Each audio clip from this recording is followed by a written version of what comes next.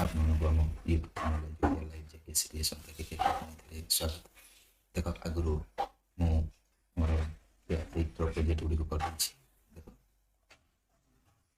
Class 8ର ଆମର ଓଡ଼ିଆ ହେଇଯାଇଛି project ହେଲା, ମ୍ୟାଥ୍ ହେଇଛି, ଦେନ୍ ସାଇନ୍ସ ହେଇଛି ଆଉ ଇଂଲିଶ ହେଇଛି। ଯଦି ଆପଣମାନେ ଦେଖିନାହାନ୍ତି କ୍ଲାସ୍ 8ର ପ୍ରୋଜେକ୍ଟ ଗୁଡ଼ିକୁ ନିହାତି ବୋର୍ଡ଼ ପରୀକ୍ଷା ପାଇଁ, ତେଣୁକରି ଆପଣ ମୋର ପ୍ଲେଲିଷ୍ଟକୁ ଯାଇକି ଦେଖିନେବେ। ନା ଯଦି କୌଣସି ଗୋଟେ ଭିଡ଼ିଓ ସର୍ଚ୍ଚ କରିବେ, ମୋର ୱେବସାଇଟ୍ ହେଲା AG Odia live JKC creation କେକେ, ଏଟାକୁ ସର୍ଚ୍ଚ କରିବେ। ସର୍ଚ୍ଚ କରିକି ଆପଣ ପାଇପାରିବେ। ଠିକ୍ ଅଛି, ଚାଲ ବର୍ତ୍ତମାନ ଡେରି ନକରି ଆମେ ଭିଡ଼ିଓଟିକୁ ଦେଖିବା। ଇତିହାସର ଆଜି ବର୍ତ୍ତମାନ ଦେଖିବା। ଠିକ୍ ଅଛି, ସବୁ ଭିଡ଼ିଓର ଡିସ୍କ୍ରିପ୍ସନ୍ ଅଛି, ଲିଙ୍କ୍ ଅଛି ସବୁ ଭିଡ଼ିଓର। ସବୁ ଭିଡ଼ିଓ ଭିତରେ ଡିସ୍କ୍ରିପ୍ସନ୍ ମାନେ ଧରି ନିଅନ୍ତୁ ଓଡ଼ିଆର ଡିସ୍କ୍ରିପ୍ସନ୍ରେ ଆପଣ ମ୍ୟାଥ୍ ପାଇପାରିବେ, ସାଇନ୍ସ ପାଇପାରିବେ, ଇଂଲିଶ ପାଇପାରିବେ, ହିଷ୍ଟ୍ରି ପାଇପାରିବେ। ଠିକ୍ ଅଛି, ସବୁ ଭିଡ଼ିଓର ତଳେ ଡେସ୍କ୍ରିପ୍ସନ୍ ଲିଙ୍କ୍ ମୁଁ ଦେଇଦେଇଛି ହେଲା, ଡିସ୍କ୍ରିପ୍ସନ୍ରେ ଲିଙ୍କ୍ ଦେଇଦେଇଛି, ଲିଙ୍କ୍ରୁ ଦେଖିପାରିବେ। ଠିକ୍ ଅଛି, ଚାଲନ୍ତୁ ବର୍ତ୍ତମାନ 1 ନମ୍ବରକୁ ଯିବା। ତ ଇତିହାସ ପ୍ରୋଜେକ୍ଟର ପ୍ରଥମ କୋଶ୍ଚିନ୍ ତୁମମାନଙ୍କ ପାଇଁ ରହିବ, ନିଜ ଅଞ୍ଚଳରେ କୃଷି ବା କାରିଗରୀ ଶିଳ୍ପକୁ ବୃତ୍ତି ଭାବରେ ଚୟନ କରିଥିବା 3 ଜଣ ବ୍ୟକ୍ତିଙ୍କ ସାକ୍ଷାତ କରିକି ସେମାନଙ୍କର ବୃତ୍ତି ସମ୍ପର୍କରେ ପଚାରି ଲେଖ ବୋଲି କହିଛି। ତ ଆମେ 3 ଜଣ କାରିଗରଙ୍କୁ ମିଶିବା, କାରିଗର କୃଷି ବା କାରିଗର କୃଷି ଲେଖିପାରିବା ହେଲା, ନହେଲେ କାରିଗର ଶିଳ୍ପକୁ ଲେଖିବା ହେଲା। ଯେମିତି ମୂର୍ତ୍ତି କାରିଗର ଅଛନ୍ତି, କୁମ୍ଭାର ହେଲା, ଦେନ୍ ଆମର ଆସିବ କମାର ହେଲା, କାରିଗର ତ ଯେକୌଣସି ଶିଳ୍ପ। ତାପରେ ଯେଉଁ ଆମର ଲୁଗା ବୁଣାଳି, ସେଟା ଗୋଟେ କାରିଗର। ଠିକ୍ ଅଛି, ସେମାନଙ୍କ ବିଷୟରେ ଲେଖିବା। ବର୍ତ୍ତମାନ ଚାଲ ଦେଖ, ଯେଉଁମାନଙ୍କର କାମ କରିବୁ ସେମାନଙ୍କର ବର୍ତ୍ତମାନ କ'ଣ କରିବୁ ନା ଚିତ୍ର ଏଡ୍ କରିଦେବୁ ହେଲା। ଠିକ୍, ଆମେ ଚିତ୍ର କରିବୁ ହେଲା, ଚିତ୍ର ପାଇଁ ଜାଗା ଦିଆଯାଇଛି। ଯେଉଁ କାରିଗର ମାନଙ୍କୁ ସେ କାରିଗରମାନଙ୍କର ଚିତ୍ର କରିବୁ। ଠିକ୍ ଅଛି, ଦେନ୍ ଯିବା, ଏମିତି ଲେଖିବୁ, ନମ୍ବର ଲେଖିବୁ ହେଲା, କେତେ ଜଣ ବ୍ୟକ୍ତି, ପ୍ରଥମ ବ୍ୟକ୍ତି, ଦ୍ୱିତୀୟ ବ୍ୟକ୍ତି, ତୃତୀୟ ବ୍ୟକ୍ତି, 3 ଜଣ ନାଁ ଲେଖିବୁ। ଏମିତି ଗୋଟେ ଟେବୁଲ୍ କରିକି ନାଁ ଲେଖିବୁ ହେଲା। ଦେନ୍ ବୃତ୍ତି ହେଲା, ଏଟା ଅନୁମାନିକ, କାହାର ପର୍ସନାଲ ଡାଟା ନୁହଁ। ବୃତ୍ତି କୃଷକ ହେଲା, ଜଣେ କୃଷକର, ଜଣେ କୁମ୍ଭାର, ଜଣେ ହସ୍ତଶିଳ୍ପ ବୁଣାକାର ଦିଆହେଇଛି। ବାର୍ଷିକ ଆୟ ଲେଖା ହେଇଛି, ଏଟା 1,40,000 କୃଷକର, କୁମ୍ଭାର 80,000 ଆଣ୍ଡ ହସ୍ତଶିଳ୍ପ ବୁଣାକାର ସେମିତି ବିନିଯୋଗ ଅର୍ଥ ରାଶି ହେଲା। ବୀଜ ପାଇଁ ମୂଲ୍ୟ ପାଇଁ କେତେ ଖର୍ଚ୍ଚ କରିଛି, ମାଟି ଜାଳେଣୀ ପାଇଁ କେତେ କୁମ୍ଭାର ଖର୍ଚ୍ଚ କରିଛି, ଦେନ୍ ଆମର ହସ୍ତଶିଳ୍ପ ପାଇଁ ବୁଣାକାର କେତେ ଖର୍ଚ୍ଚ କରିଛି କଞ୍ଚାମାଲ।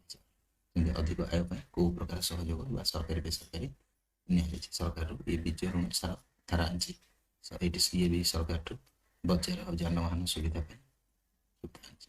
ସେମିତି ବେସରକାରୀ ପାଇଁ ଅନଲାଇନ୍ ବିକ୍ରୟ ସୁବିଧା କରିଛି ସେ ହେଲା। ତ ଏମିତି ଲେଖିବ, ଦେନ୍ ତୁମର ସଂକ୍ଷିପ୍ତ ବିବରଣୀ ଏମିତି ଗୋଟେ ଦେଇଦେବ, ଦେଖିବ ସଂକ୍ଷିପ୍ତ ବିବରଣୀ ଲେଖିବେ ଏତିକି ତାକୁ ରଖିବ।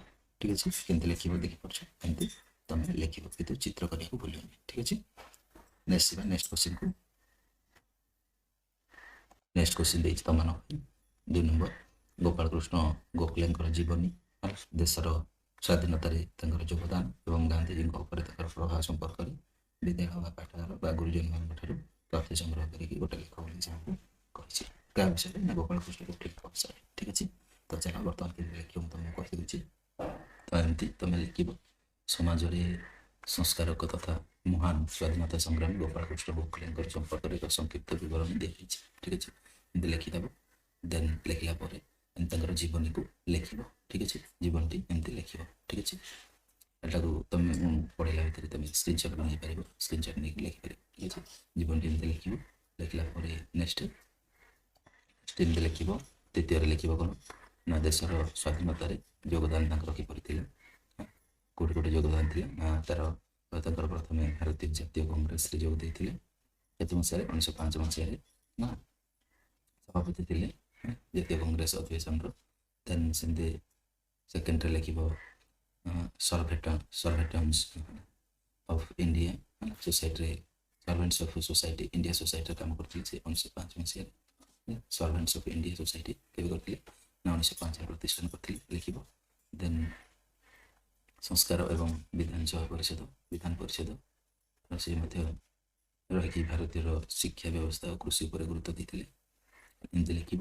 ଦେନ୍ 3ରେ ଲେଖିବ ଗାନ୍ଧୀଜୀଙ୍କ ଉପରେ ତାଙ୍କର କ'ଣ ପ୍ରଭାବ ପଡ଼ିଥିଲା, पॉइंट पॉइंट करके लिखिए चित्र करदेव महात्मा गांधी को गोपाल कृष्ण गोखले निज राजनीतिक गुरु बोली से मानुले ये आह्वान बोली मानुले कि महात्मा गांधी गोपाल कृष्ण गोखले को राजनीतिक गुरु बोली मानुले शिखुते से सब जिन ठीक है। नेक्स्ट लिखिए गोखले परामर्श क्रमे गांधीजी दक्षिण आफ्रिका फेरिया प्रथम समग्र भारत भ्रमण करते लिखिए लिखला नेक्स्ट आउ गोटे कौन कौन प्रोत्साहित होते एमती लिखिए लिखला तुमने पुणी निजास लिख गोपाल कृष्ण गोखले निजर संवैधानिक पद्धति और शांतिपूर्ण आंदोलन माध्यम भारतीय स्वाधीनता संग्राम को दृढ़ करते निजास आ दरकार नहीं लिख ठीक अच्छे। तो बर्तमान 3 नंबर तो चलला नेक्स्ट नंबर को जावा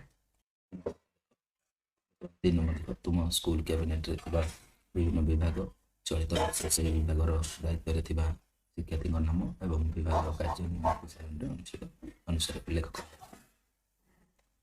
कौन देखिए स्कूल कैबिनेट विभाग चलित वर्ष से दायित्व थी। अच्छा ठीक अच्छे दायित्व विभाग नंबर दे ये दायित्व विभाग बंटन कर देन दायित्व थी शिक्षार्थी ना लिख कौ विभाग चट लिख देन दायित्व थी पिला ना लिख विभाग कार्य कौन कार्य थी विभाग लिख चलो बर्तमान कि लिखा देखिए तुम एमती लिख देख कि लिख स्कूल कैबिनेट विभाग और शिक्षार्थी नाम और कार्य लिख देख दायित्व है एमती टेबुल करदे मुझे जो देखा दायित्व है दायित्व विभाग लिख दायित्व थी शिक्षार्थी ना लिख विभाग कार्य लिख लिखी 3 जन कार्य लिख कार्य लिख चल प्रथम आस ठीक अच्छे। तो एमती तुम लिखला लिखिद लिखला डिटेल्स है गोटे गोटे जन जनर दायित्व लिख फास्ट लिख स्वास्थ्य विभाग विभाग शिक्षार्थी ना लिख ये ना लिख नधन्य कम हरिचय देख एटा कौन शिकार डाटा नुह कमल हरिचय लिख तार विभाग कार्य लिख देखी देखिए स्वच्छ परिमल विभाग लिख राम अनधरी लिखिल जन नाटा देन तार डिटेल्स ये लिख स्वस्थ परिमल विभाग से कौन कौन तार कार्य कौन कौन दिखाई लिख बुझिपार। नेक्स्ट आम 3 नंबर लिखा 3 नंबर गला मोर खाद्य विभाग जन ना लिखिदेव है जन ना लिखिदेल देन तार कार्य कौन लिख खाद्य विभाग से रखी कौन कम करुच्ची स्कूल से तार डिटेल्स लिख बुझिपार। बर्तमान 3 नंबर भी सर 4 नंबर को जी सरी पे आउ 2टा रही देख आउ 2टा विभाग रही शिक्षा विभाग 2 जन ना देव नदेल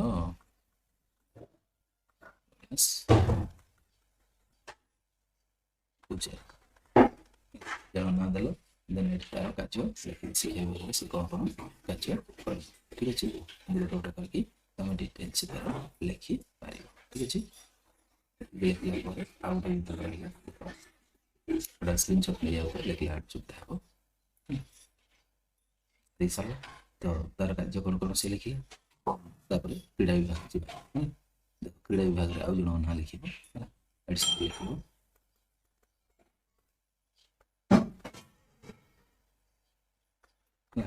जन ना लिखिले लिखला क्रीड़ा विभाग से तार कौन कौन विद्यालय कार्य कर विषय में तुम डिटेल्स लिखि दब आउ गोटे क्वेश्चन आउ जन जन देखा तापर संस्कृति विभाग जन ना लिख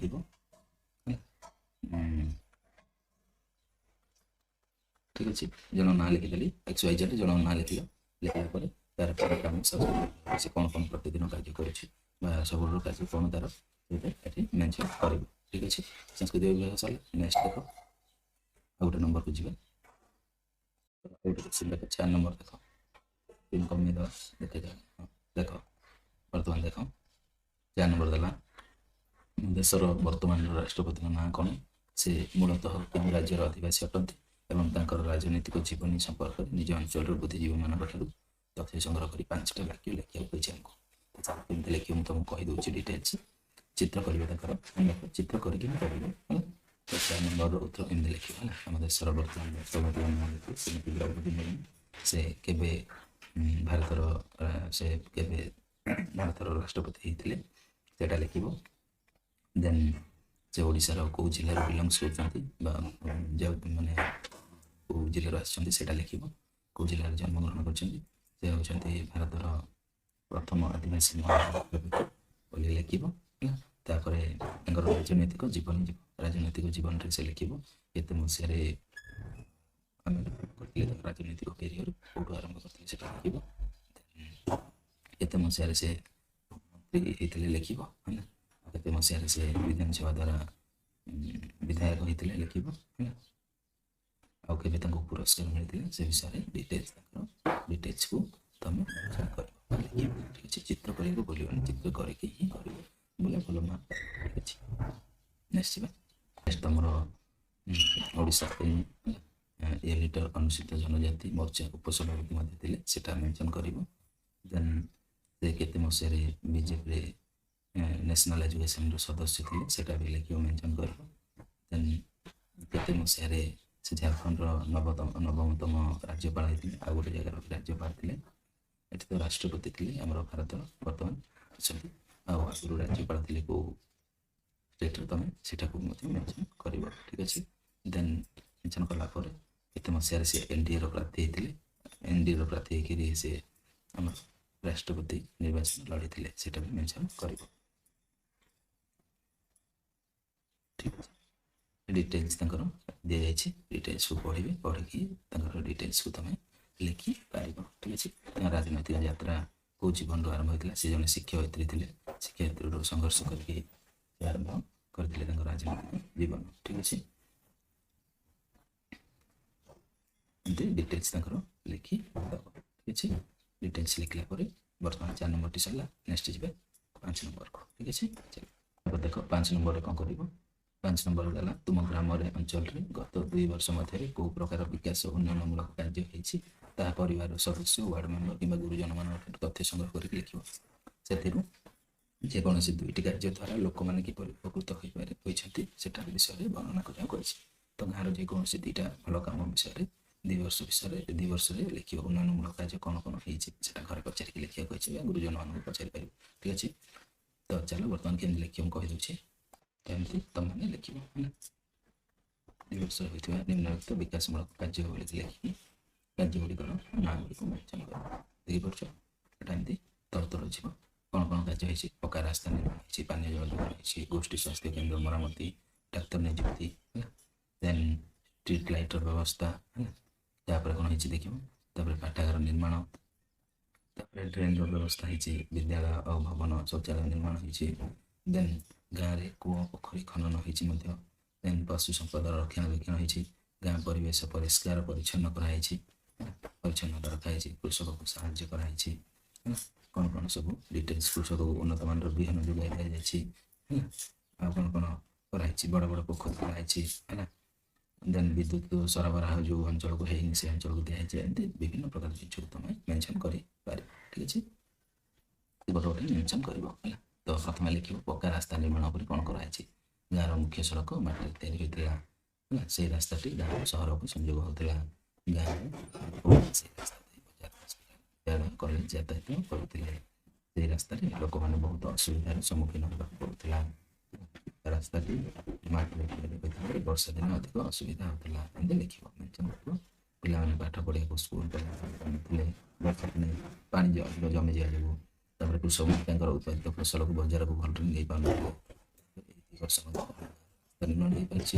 ଆଉ ଡ୍ରେନ୍ ବିଷୟରେ ତମେ ଲେଖିବ କ'ଣ, ପାନୀୟ ଜଳ ଯୋଗାଣ ଉପରେ, ପାନୀୟ ଜଳ ଯୋଗାଣ ଉପରେ, ନଳକୂପ ନଳ ଜଳ ଯୋଜନା ମାଧ୍ୟମରେ ଏଇଟା ସେକେଣ୍ଡ ଯୋଜନା କ'ଣ କରୁଛନ୍ତି 2 ବର୍ଷ ଭିତରେ। ନଳ ଯୋଜନା ମାଧ୍ୟମରେ ଘରେ ଘରେ ସ୍ୱଚ୍ଛ ପାନୀୟ ଜଳ ଯୋଗାଇ ଦିଆଯାଇଛି। ଲୋକମାନଙ୍କୁ ପାନୀୟ ଜଳ ପାଇଁ ଦୂର ଦୂରକୁ ପାଣି ଆଣିବାକୁ ଯିବାକୁ ପଡ଼ୁଥିଲା। ମଇଳା ପାଣି ପିଇକି ତାଙ୍କର ଜଣ୍ଡିସ୍ ରୋଗ ହେଉଥିଲା, କାମଳ ରୋଗ, ଜଳଜନିତ ରୋଗ ହେଉଥିଲା। ଏଇଟା ସବୁ ଡିଟେଲ୍ସ ତମେ ଏମିତି ଗୋଟେ ଗୋଟେ ହେଲା ଲେଖିକି ଲେଖିପାରିବ। ଠିକ୍ ଅଛି, ଡିଟେଲ୍ସ ଦେଖିପାରୁଛ। ଏମିତି ଗୋଟେ ଗୋଟେ ସ୍କ୍ରିନଶଟ୍ ନେଇଯାଅ, ସ୍କ୍ରିନଶଟ୍ ନେଇକି ଲେଖିବି ପାରିବ। ଠିକ୍ ଅଛି, ଡିଟେଲ୍ସ ଏମିତି ଗୋଟେ ଗୋଟେ କରିକି ଲେଖିଦେବ। ଠିକ୍ ଅଛି, ଏତିକି ଥିଲା ଆମର ଇତିହାସର ପ୍ରୋଜେକ୍ଟ ୱାର୍କ। ଠିକ୍ ଅଛି, ଚିତ୍ର କରିବ ସବୁ ଯାହାର ମନେ ରଖିକି ବୋର୍ଡର କରିବ, ସୁନ୍ଦର କରିକି ଲେଖିବ, ଯାହାଫଳରେ କି ତୁମ ଭଲ ମାର୍କ ମିଳିବ। ତ ଯଦି ନୂଆ ନୂଆ ଭିଡ଼ିଓ ଦେଖିବାକୁ ଚାହୁଁଛ ତାହେଲେ ଚ୍ୟାନେଲକୁ ଲାଇକ୍ କର। ମୋଟିଭେଟ୍ ହେଇ ତୁମମାନଙ୍କ ପାଇଁ ନୂଆ ନୂଆ ଭିଡ଼ିଓ ଗୁଡ଼ିକ ଭେଟିଦେବି। ଡିସ୍କ୍ରିପ୍ସନ୍ ଲିଙ୍କରେ ମ୍ୟାଥ୍ ସାଇନ୍ସ ଓଡ଼ିଆ ଇଂଲିଶର ବି ରଖିଦେବି, ସେଟାକୁ ଦେଖିଦେବେ ହେଲା। ସବୁ ଭିଡ଼ିଓରେ ସବୁର ଡେସ୍କ୍ରିପ୍ସନ୍ ଲିଙ୍କ୍ ଅଛି, ଡେସ୍କ୍ରିପ୍ସନ୍ରେ ସବୁର ଲିଙ୍କ୍ ଅଛି ଭିଡ଼ିଓର ହେଲା, ତୁମେ ଦେଖିପାରିବ। ଠିକ୍ ଅଛି, ରହୁଛି, ଜୟ